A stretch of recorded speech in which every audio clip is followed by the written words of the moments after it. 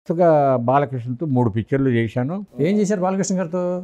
First disco king. Disco king, అదే disco dancer సినిమాని. అవును, అదే చేశాను. అన్ని రీమేక్ చేశానండి. ఆత్మబలం ఖర్జు పిక్చరు, తర్వాత పల్నాటి పులి అని ఇంకోటి, అది స్ట్రైట్ మన పరుచూరి వెంకటేశ్వరరావు గారి కథ, అది చేశాను. 3 పిక్చర్లు. 4వ పిక్చర్ నేను చేయాల్సిందే బాలకృష్ణ నాగేశ్వరరావు గారితో జగపతి ఆర్ట్స్, పెద్ద బ్యానర్ పిక్చరు నాకు వాళ్ళు ఇచ్చారనమాట. సరే, అది చేస్తున్నప్పుడు అదే టైంలో ఒక ఫోన్ ఏదో వెళ్ళింది మన జగపతి రాజేంద్ర ప్రసాద్ గారికి, తాతినేని ప్రసాద్ని తీసేయండి అని చెప్పేసి ఆయన చెప్పినట్టు అదిరిపోయాడు. ఎవరు ఆ పేర్లు వద్దు, ఎవరు చెప్పారని నాకు తెలుసు కానీ ఆ పేర్లు వద్దు, అది వద్దు అని అంటే ఆయన షాక్ అయిపోయాడు. షాక్ అయిపోయి సరే నాకు ఫోన్ చేసి, ప్రసాద్ ఒకసారి ఆఫీస్కి రమ్మా అన్నాడు. సరే ఆఫీస్కి వెళ్ళాను. సార్ అండి, ఏమయ్యా ఇప్పుడు అక్కడ హైదరాబాద్ నుంచి ఫోన్ వచ్చింది, నిన్ను తీసేయమని చెప్తున్నారు, నేను పిక్చరే తీసేస్తున్నాను, అసలు పిక్చర్ నేను స్క్రాప్ చేస్తున్నాను, నేను చేయను అన్నాడు. నేను ముందు షాక్ అయ్యాను. అంటే నన్ను తీసేయమన్నారు అంటే అర్థమైపోయింది ఈ గొడవల్లో చేశారని. సరే అదేంటి సార్, మీరు మీ బ్యానర్లో మీరు చేసేదానికి ఏముంది, యూఆర్ ఆల్సో పెద్ద డైరెక్టర్, దసరా బుల్లాడి ఇలాంటి పిక్చర్లు చేశారు, నాగేశ్వరరావు గారును బాలకృష్ణ అంటే పెద్ద కాంబినేషన్ సార్, మీరు క్యారీ ఆన్ చేసుకోండి, అది నేనేం ఫీల్ అవ్వట్లేదు సార్, సారీ, మీరు తప్పకుండా చేయాలి ఇది అని చెప్పేసి నేను బయటకు వచ్చాను. నేను చాలా హుందాగానే వచ్చాను సార్, బట్ అది నాకు లైఫ్లో చాలా ఎఫెక్ట్ అయ్యింది. ఎప్పుడైతే నేను ఆ పిక్చర్ పోయిందో, నేను నాదో ఇంకో పిక్చర్ చిరంజీవితో నాకున్న కాంబినేషను వరుసగా మేము 3 పిక్చర్లు చేసాం. నేను రాణికాసుల రంగమ్మ, టింగురంగడు, నాగు, పులి అని ఇంకో పిక్చరు అదే టైం. ఇప్పుడు ఇవన్నీ ఆ టైం బ్యాడ్ అని ఉన్న టైంలో ఇవన్నీ ఉండేవి. పులి అనే పిక్చర్ నేను చేయాలి, ఇది చిరంజీవి తర్వాత రాధా దాంట్లో హీరోయిన్ అన్నమాట. నైజాం డిస్ట్రిబ్యూటర్ గోపాలకృష్ణ అనుకుంటా, పెద్ద డిస్ట్రిబ్యూటర్ అండి ఆయన. సో ఆయనకి డేట్స్ ఇప్పించింది, చిరంజీవి డేట్స్ ఇప్పించింది నేను. సో ఇప్పించి అది అయిపోయింది, కన్ఫర్మ్ అయిపోయింది.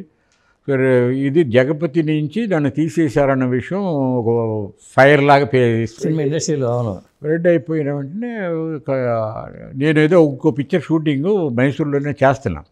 అక్కడ చేస్తున్నప్పుడు ఒక 10 రోజుల్లో నేను పులి పిక్చర్కి వెళ్ళాలి, చెన్నైకి రావాలి, షూటింగ్ చేయాలి. అన్ని ఫోన్లో మాట్లాడుతున్నాం, అన్నీ అయిపోయింది. మా అసిస్టెంట్స్కి వీళ్ళకి చెప్పేస్తున్నాను. ఇంకా 10 రోజుల తర్వాత నేను వెళ్ళాను. అక్కడికి వెళ్ళినంటే మా అసిస్టెంట్స్తో చాలా దీనంగా కూర్చొని ఉన్నారు.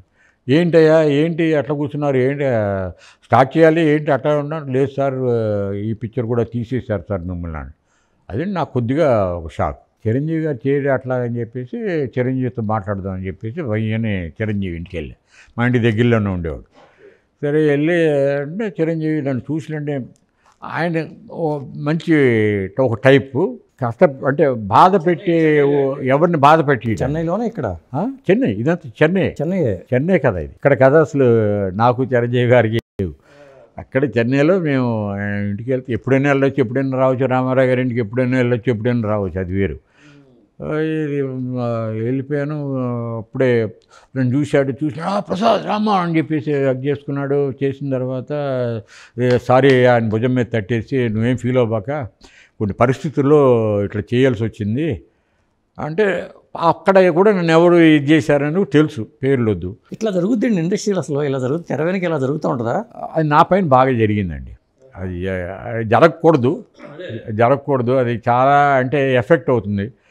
ఇప్పుడు దైవాధీనం నేను తట్టుకోగలిగాను.